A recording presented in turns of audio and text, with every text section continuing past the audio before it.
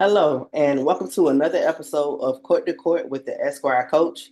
We have an exciting episode for you guys today. We have Mr. Stephen Edwards-Mortley of Anchor Sports and Entertainment Group joining us today. Stephen is an accomplished strategic partnership sales and marketing professional with 17 years of experience cultivating relationships, contract negotiation, and brand transformation, resulting in accelerated revenue growth. He is talented at creating campaigns for brand visibility and sustainability with a global reach. He has proven strengths in relationship management, negotiation, and directing the sales process. He is a passionate leader driven by a true love for business development, and he is here today to talk about his work with Anchor Sports and Entertainment Group and how he assists college athletes with NIL. Welcome, Stephen. Thank you for having me. Thank you very much. So, would you mind telling the audience a little bit more about yourself and your work with Anchor Sports and Entertainment Group? So Anchor Sports and Entertainment Group came out of a conversation more so with Kobe Bryant's godfather, the founder and originator of Rucker Park, Mr. Bob McCullough, who weren't people not aware he's one of the first Black men in the NBA, which we used to be the ABA at the time. Played for the Cincinnati Reds, which is now a basketball team, a baseball team. However, he asked me my opinion on some things, and I told him, and one thing led to another. Kobe's getting into film, Kobe's getting into real estate investments, and he turns to me, him and my mentor, Sid Jones, the owner and proprietor, former owner and proprietor of Brooklyn Kings amateur basketball team, which John Starks was a product of, said to me that I needed to be an agent. And I was like, I was little, I don't really want it. But they kept pressing the issue. Then they cornered me at Londell's, which is a old Harlem staple for soul food here in Harlem. And one thing led to another. I became an agent, but before that, I served as his vice president for 4 years of Rucker Pro League and Rucker Park, where you see we had the Sprite Uncontainable when Kobe and LeBron was at the Olympics. We hosted that. We also started going viral, and we started streaming under my tutelage and his son, Bob McCullough Jr. And Nike started coming out, Coca-Cola started coming out and sponsoring their events. And what you have now, EYBL, you have everything streaming on TV for Rucker Park. Before that, I was with the Orange Bowl, the Staten Island Yankees, minor league team of the New York Yankees, and the Kansas City Royals. Every team I've been with doing their sponsorship, I've raised their sponsorship over 15 to 20%. With new client base and new development and new brand management. So that's pretty much my background. That's awesome. Wow, that's you've had an opportunity to work with a lot of different groups and everything in the industry. So that is really awesome, and I'm sure provides a good backdrop now for assisting college athletes with NIL deals. So, what are some of the things, given your experiences, that college athletes and aspiring college athletes should be aware of as they consider entering NIL deals?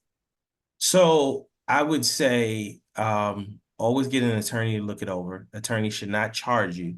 This summer I had a referral over, and the mom made the deal for the son, but she missed out on about $600,000 to $800,000.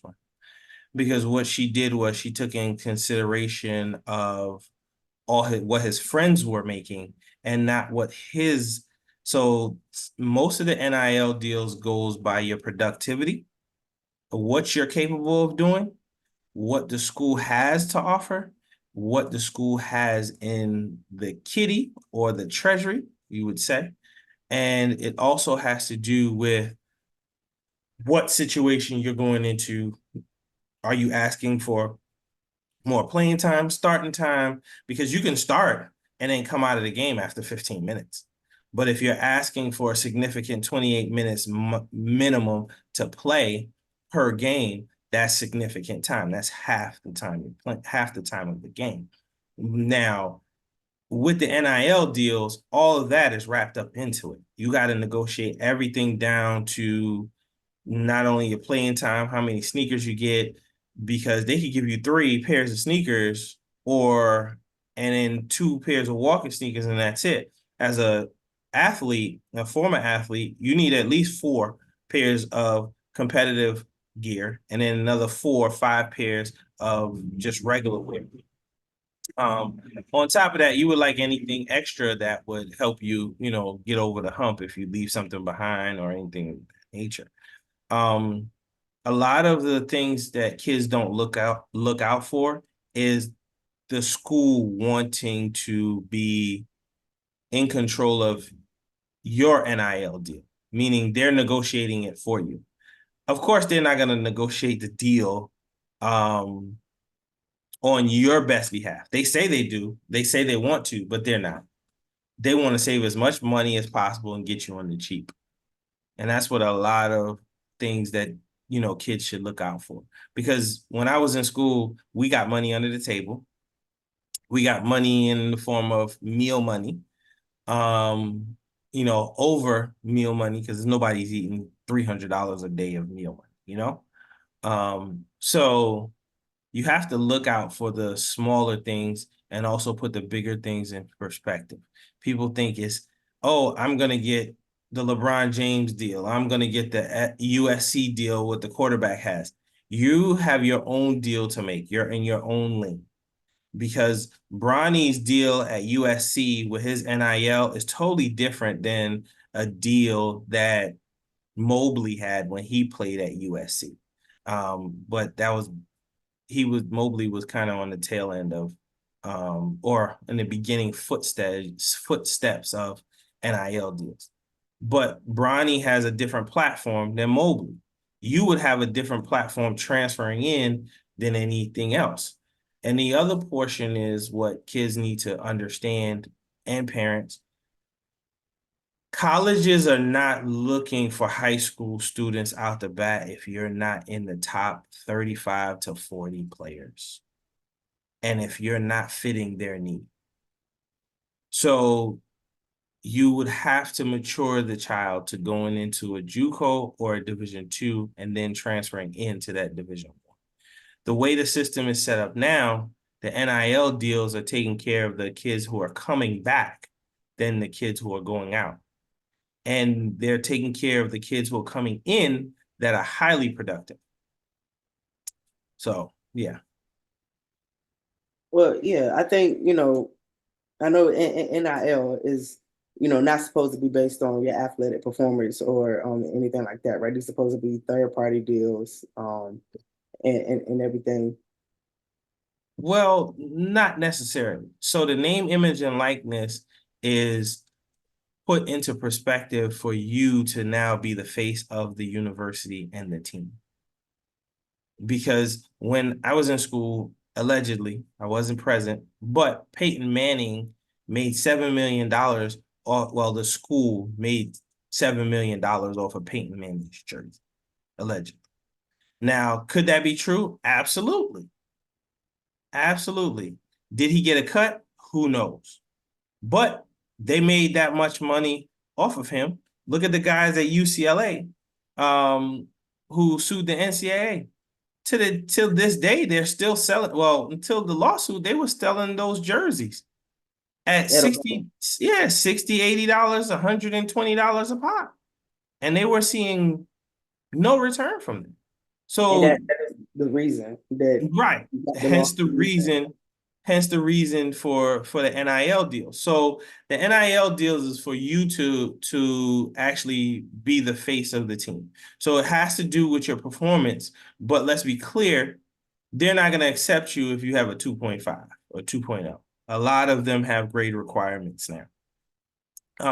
Let's take an example of the young man who left Florida Atlantic to go to Arkansas with Coach Calipari. Great combination.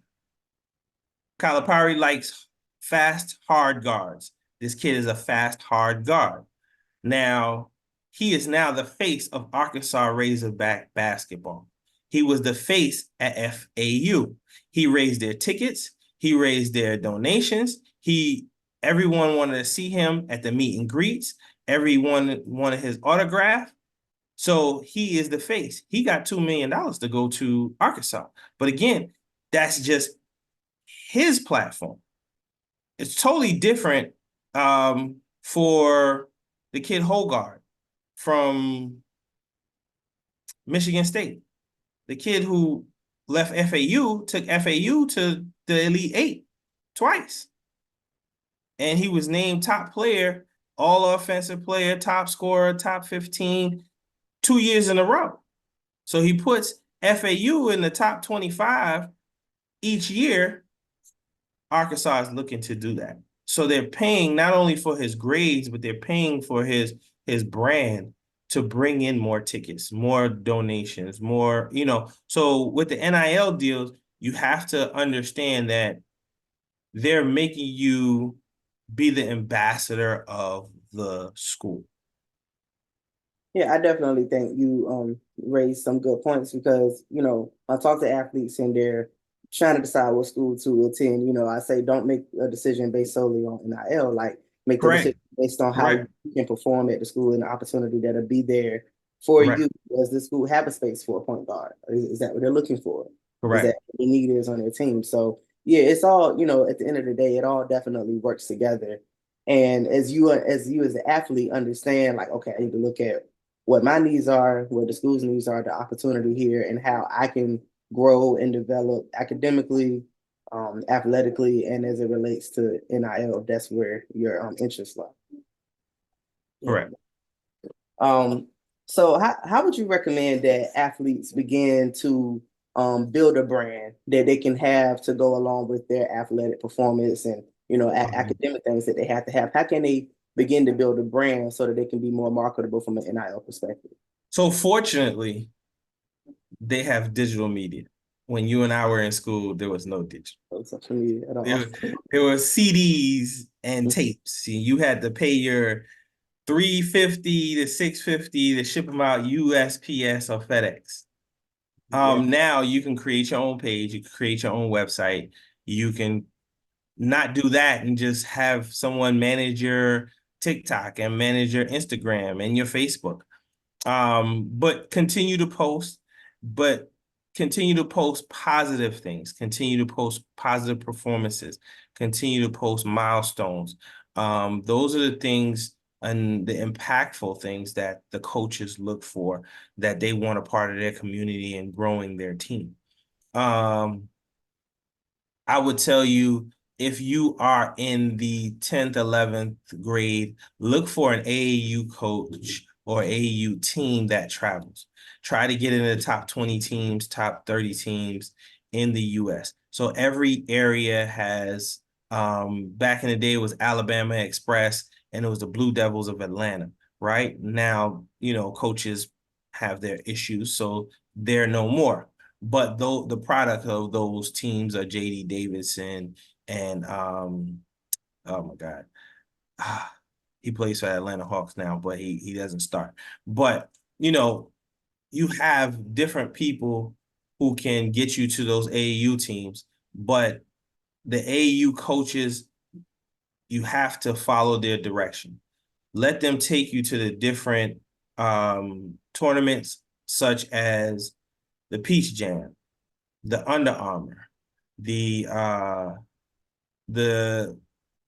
a Gary Charles Invitational out in Las Vegas. I mean, every coach within the United States that's worth salt is at any one of those three. Then they have a tournament in Miami, and then there's a tournament in Puerto Rico as well. So you should build your brand through playing at those and having someone film it and post it. Then also make sure your grades are straight, because these coaches are making $4 million a season, and some of their bonuses are $2 million just to get into the tournament, not to get down to the Sweet 16 or the Elite Eight or the final. So I would say make sure your grades are straight, but building your brand by posting positive things and informal things, and also sharing yourself, but also sharing your performances. Whether you win, you lose, put a message. If you don't want to put a message, say, we'll get them next time. Something simple, but something positive. How can parents help their athletes, athletically, academically, as it relates to NIL and with the process of choosing a college? So a lot of parents want to do the deals. A lot of the ADs that I talk to, they don't want the parents to do the deals because the parents, a lot of the stuff, some of the kids, they don't need, or the kid couldn't care less. But it's the parent wants it in there. And I would say, parents, you can do it, but find someone who has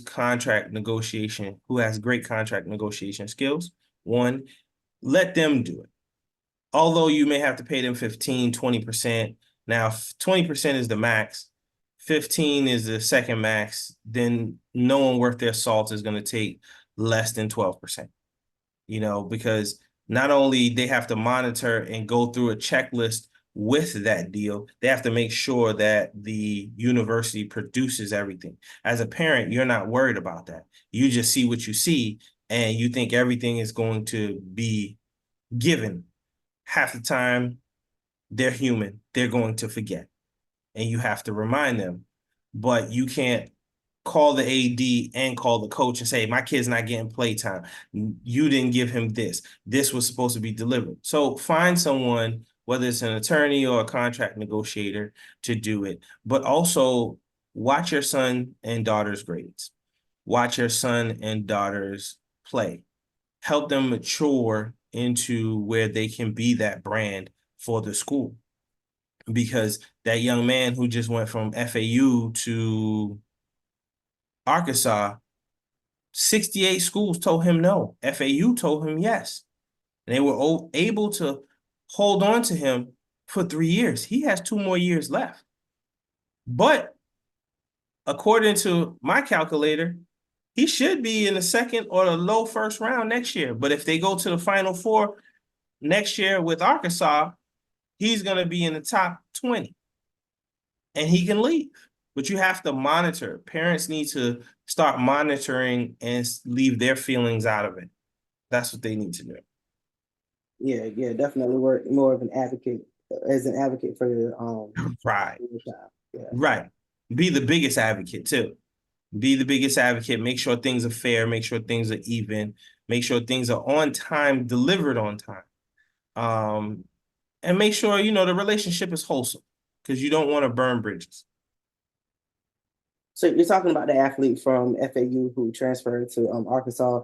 So how would you, or how do you assist athletes who may be considering entering the transfer portal, and how to navigate that process, with whether they should enter or what school they should transfer to, and all things related to that? So it depends on their productivity. Like, for instance, this year I had so many calls for big men. I had a referral. He didn't choose to go with me. He chose his mom to do his deal. But there were schools in the ACC and SEC offering $1.3 million. Now, would I tell the mother that? I couldn't tell the mother that because she didn't sign with me. Then she walks in the door and she tells them they want $2 million. Who told you that? And she probably would throw me under the bus just to solidify or give the deal up, which a professional won't, because again, she's in it for the feelings of her son. Now, I'm not saying she did. I'm not saying they will, but most parents, they want a leg up. So negotiating is not their thing, but they'll do anything to, get that leg up by throwing you under the bus. Now, what you should do is just look at his talent, his productivity. You look at if it's a need, because some kids like, oh, I want to go to LSU. LSU has a 6'11", 6'10", and a 7'2" guy. Where are you going at 7 feet? You're not playing there. But if Arkansas is in need of a 7-footer, boom, you say, hey, call a couple of your, connections and say, Coach, would like to speak to you. I'm a 7-footer that average 7.8 points, 12 rebounds per game, and 1 block per game at Memphis. And I would like to come to your school and be a part of your program at Creighton. So now they'll call you back. They need a big man. 7 points is not bad. The rebounds is what they really need because they got to get rid of the second chance points. So they do their numbers, they do their strategy, and they're like, all right, young man, who is handling your deal, or who is talking for you, who is representing you. You can't say as the athlete, you're representing yourself. Like a lawyer can't represent themselves, a doctor can't do surgery on himself, right? So you'll say, all right, my mom, or I signed with an agency and all they're doing is my NIL. So now you sit down with them and you say, hey, how you doing? You introduce yourself. What's the proposal? You let the school propose the offer. And then you counter the offer. Then you add. Then you let the school counter again. And, small things. He gets a meal card with the scholarship. So small things like, oh, I want an extra $200 on the meal card for my son. That doesn't matter, especially if you're walking in the deal at 7 feet with $900,000. Now, if you say, well, I would like a Jeep for my son because the small car that he has is not going to make it and you guys have snow and I want him to get around comfortably. Okay, great.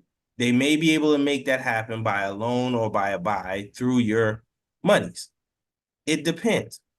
Now, you go into a school like DePaul, not DePaul, DPAUL, DEPAW. They may not have it, but Creighton may have it. Chicago, Loyola may not have it, but Maryland has it.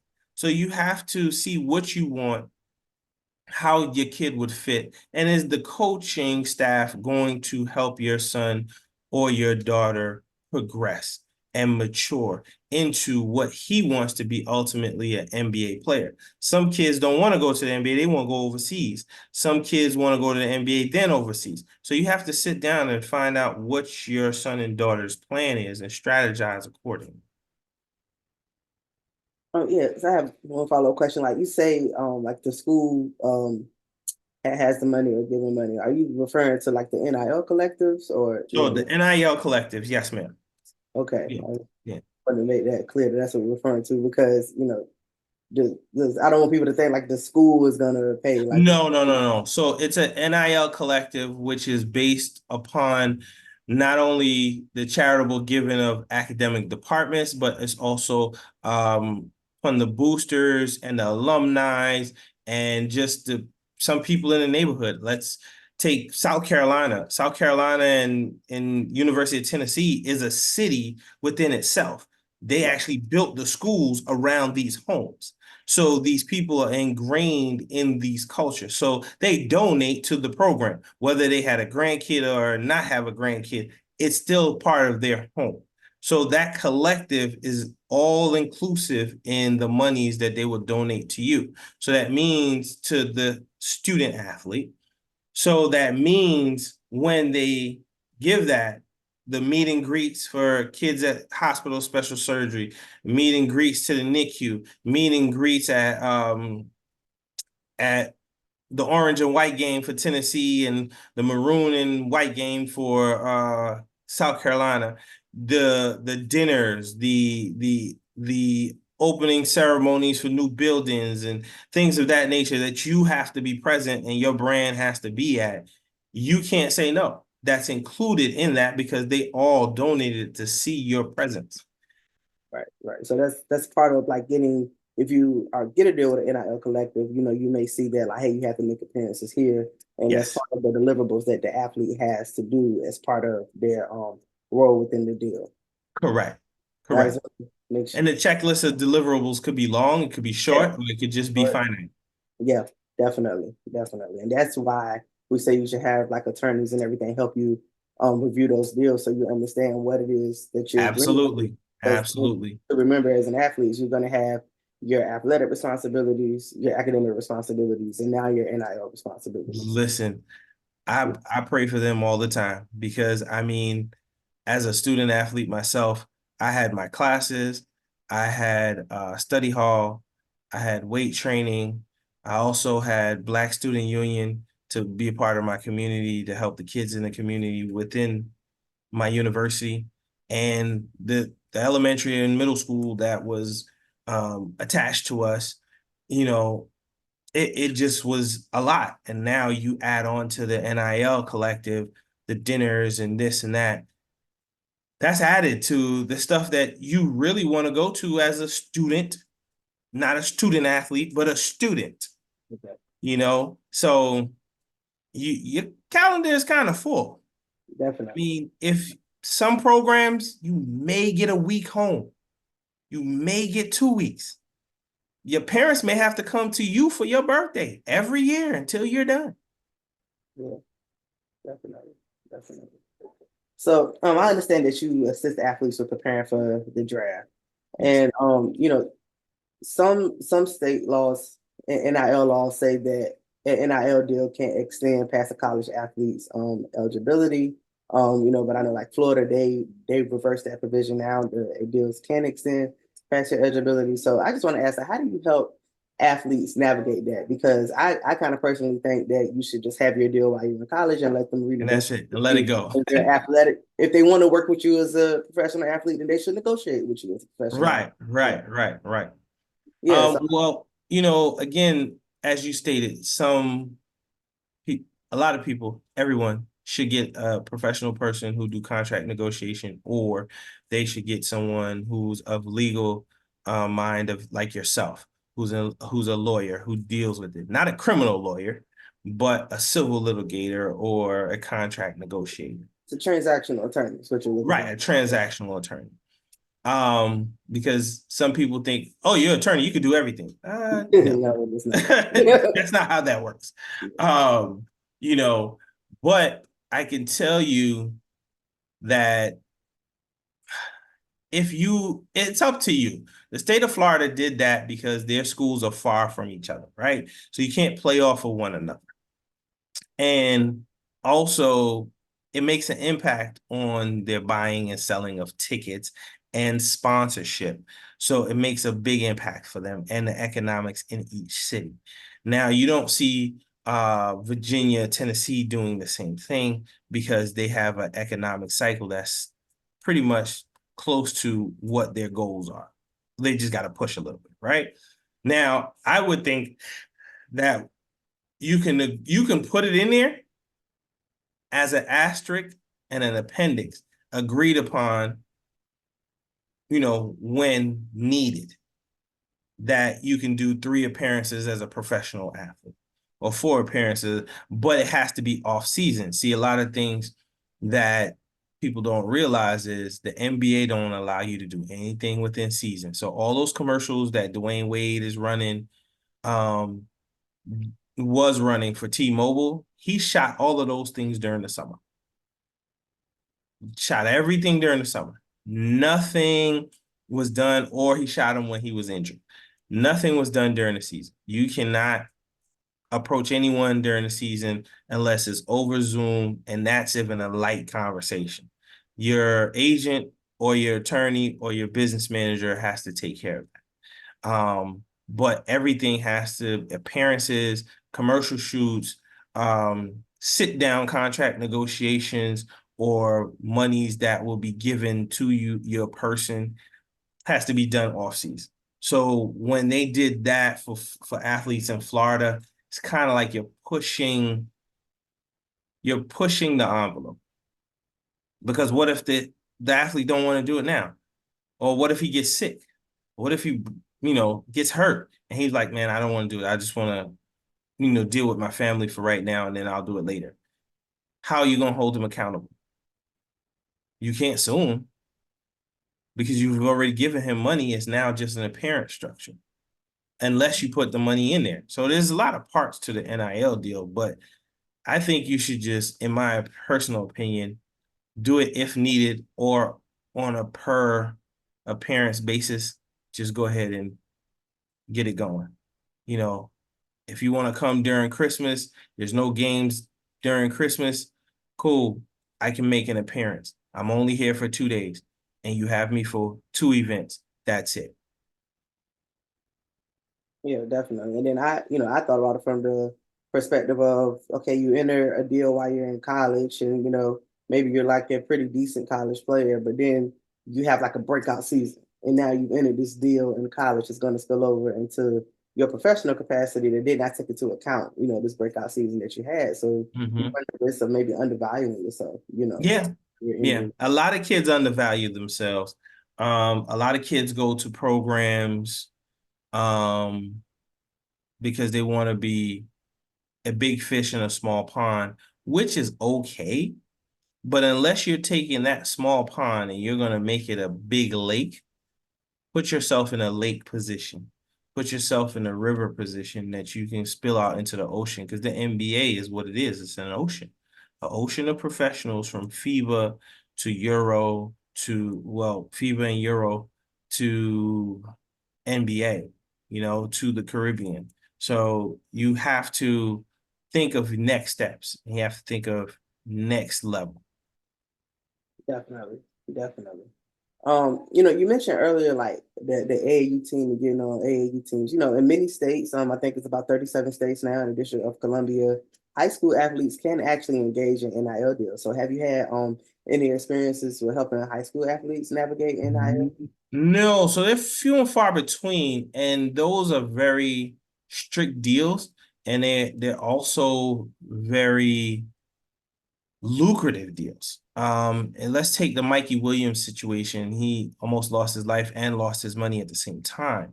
So now a lot of the deals have moral clauses in them to make sure that you don't put their brand at risk. He's the first high school basketball player in this decade to receive, money legally, over the table.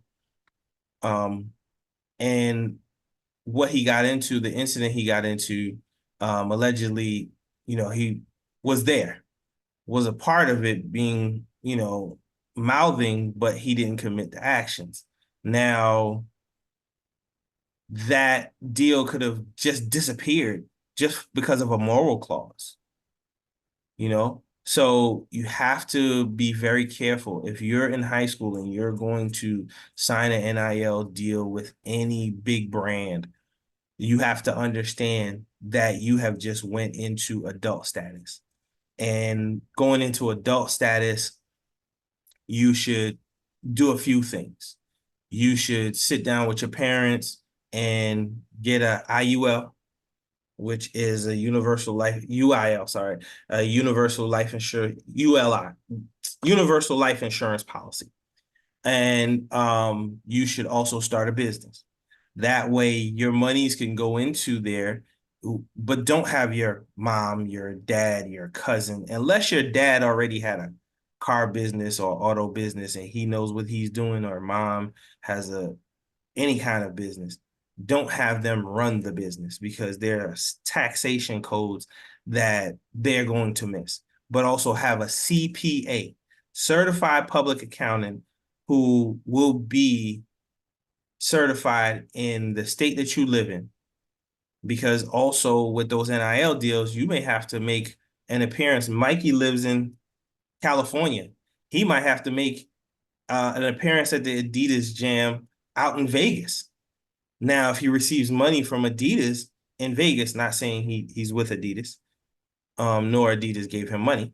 However, if that's the situation, now he has to count that money back when he goes to LA, and he has to pay taxes on that money. If you're 18 and above, if you're 17 and if you're 17, more than likely your parents are going to handle it in a form of a trust or charity.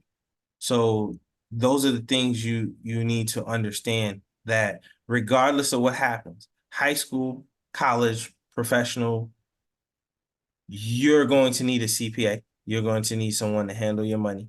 And top it all off, Uncle Sam wants his money all the time, every day. every single time. Yeah. That's actually a good segue for my next question, which is going to be like, who are some key professionals that athletes, high school or college, should have on their team? You know, you mentioned the CPA. We talked about attorneys. Who else would you suggest that they have on their team to help them navigate these new opportunities? So again, you should have a good agent with great contacts. Not one that who's just started basketball and he has a whole bunch of football players and he has a baseball players. You're playing basketball. Your main concern is basketball, not what he has on the other side. Business managers and entertainment lawyers as well. You can go through them. I could give you a name, Ricky Anderson. Believe he's out of Houston. He is an entertainment lawyer. Um, he is the attorney in part, and I say in part, depending on what it is, for Mr. Ghostface, Mr. Scarface, Brad himself. So you entertainment lawyers, CPAs, business manager, either or. If you get a business manager, you don't need the other three. You can contract the other three. If you get a CPA, you may still need the lawyer on occasion. If you get a lawyer, he can contract the rest of them. And also someone to help you vet your ideas. So an assistant and an associate, someone that is not your cousin, not your brother or your sister who does not have a degree. And it's not knocking someone who doesn't have a degree. The reason why I say a degree is when you go to school, the sociable aspect of it gives you more ideas and more networking abilities for people who are doing things to put your money in. And also being in different places. I'll give you a perfect example. Shaquille O'Neal was having lunch somewhere in LA, and these guys were talking about Google, what they were doing. They were the oncoming part of what you see now as a platform of Google. And he was like, I'm sorry, I didn't mean to interrupt, but I heard you talking about digital media and digital platforms. Is there any way that I could? And they said, sure. I mean, he's the biggest face, not only of the NBA, but in the world, right? So one thing leads to another. He owns part of Google. He was in a conversation with someone and they brought up J.C. Penney's. One thing led to another. He owns part of J.C. Penney's. Same thing with Papa John. You can't stick to your home base and your family circle. You have to switch your circle up because there's no way you're going to extend or elongate your money in the future because your one circle don't know everything. Your one circle doesn't have the opportunity for everything. So I would tell you, find a good entertainment lawyer or a good business manager, or again, a good agent who can contract all of those and still keep your career on track because you need someone to handle that. Don't hire your trainer. One athlete in the NBA hired his trainer, then had to go and hire another as an agent, and then had to hire another agent. Your trainer is your trainer. Your agent is your agent. Your lawyer is your lawyer. Your mom is your mom. She may have some good ideas. Run it past your attorney, run it past your agent, and see what you come up with.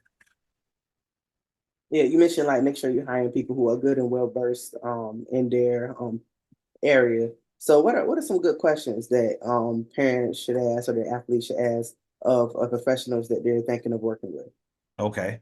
You can ask who have you worked with before. Don't ask who do you represent now, because there are situations where people go to bigger firms, and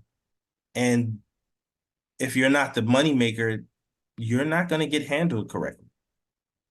You're not going to get handled correctly. So you have to, as a parent or as an athlete, ask, what would you do for me?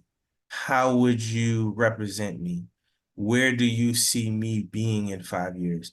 What do I need to do to get where I need to be? How can you explain my trajectory? What do you see my trajectory being, or my steps to getting to the NBA, or playing more than 8 years in the NBA? Simple. Yeah, definitely. So you heard Simple them, questions. all great questions that can just, help you assess whether or not if this is the person that, you should be working with. Right. Now, while you're asking those questions, an NBA agent that just got his license this March, unless he worked for a team, worked as a college coach, or he played, and you're not a top 25 draft pick or even in the second round, you should not consider him, in my opinion only. I can be very much wrong. And the reason why you shouldn't consider him is because a lot of this is relationship based. A lot of it is, well, how did I work with you before? Where did I work with you before? Why should I work with you now? From the GM's perspective, this is a relationship that's going to last for 2-3 years.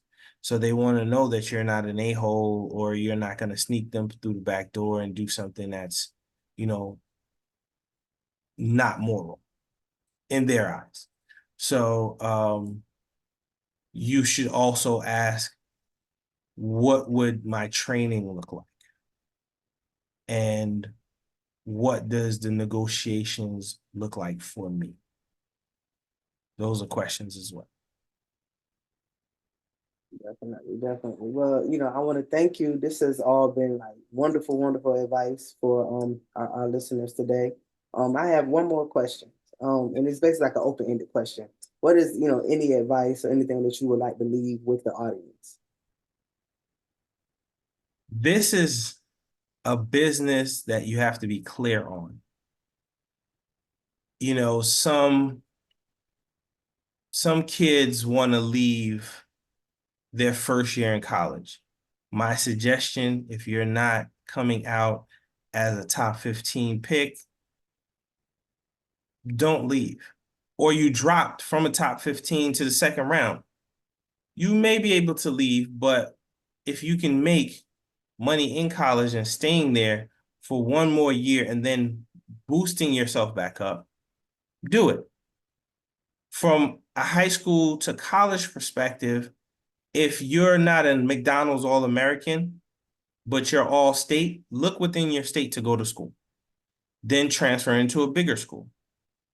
If you're a McDonald's All-American and you haven't gotten those calls, go to a Weber State, go to a Creighton, go to a Gonzaga, go to the smaller big schools, Memphis, UCF, USF, play up, and then go to the school you originally wanted to go to, like a Michigan State, Michigan, Tennessee, Auburn, Clemson. But you have to understand, there is someone else there. So you have to work yourself into position to playing or becoming or bringing that team to the forefront as you want them to be. So as much as it's about you, it's not about you. It's about your showmanship, partnership, and your sense of being a good sportsman to captaining and ushering your team into greatness, because it makes you look better. It makes you look like the catalyst. So while it's about you, it's not about you. So, and also high schoolers, again, if you're not the All-American, All-State situation, look for a good junior college. Look for a top 20, 25, 30 junior college. Go there, get the grades up, do your thing, and transfer into those bigger schools. You have 5 years to complete a 4-year degree, but make sure your grades are great, because you might have a breakout season your junior year when you get to the big school. The kid on Miami Heat, he went to Lafayette or Colgate. I forgot his name off the top of my head, but he had a breakout season, and he's been in the NBA 8 years now. 2 championships or 1 championship, but I mean, it's up to you. It's up to your production. So you have to stay focused. And parents, just help them, advocate for them, not advocate for yourself, nor relive yourself. And it's very hard to do, but give them some time to breathe, strategize with your child, and also have your child do a realistic check. Because if they're coming out of junior college or high school and they only average 10 points and 16 assists and no steals, but they turn over the ball 4 times, they're not getting into Indian River Junior College, which is a top 20 college, junior college. They're not getting into Auburn. They're not going to see Bruce Pearl. They're not going to see Calipari. They're not going to see Musselman. They're not going to USC. They're not going to any one of those schools. But I could tell you, Loyola Chicago's a good school. Marquette's a good school. But with Coach Shaka Smart, those things won't meet either. But you can guide your skills at Loyola of Chicago and transfer to Marquette. So you got to come up with a clean strategy for yourself. Plan B, plan C, plan E. That way you'll have some backups to the backups. Definitely. So, as an athlete, navigating this process, you got to have your academic strategy, athletic strategy, and your NIL strategy as well. Yes. I would like to thank you, Stephen, for joining us today. Could you tell our listeners how they may connect with you or follow you? Okay. Yes. So you can connect with me through Group Anchor on Instagram, or Edwards-Mortley, Mortley 06 on Instagram. And or go to my website at www.aseg.net, anchorsportsgroup.net, and leave me a comment, leave me a message, and or contact you. They can get my email. Definitely. Well, thank you, Stephen. This is a wealth of information for our listeners today. I really enjoyed having you on the show. Thank you so much. All right. Anything to support you. All right. Godspeed.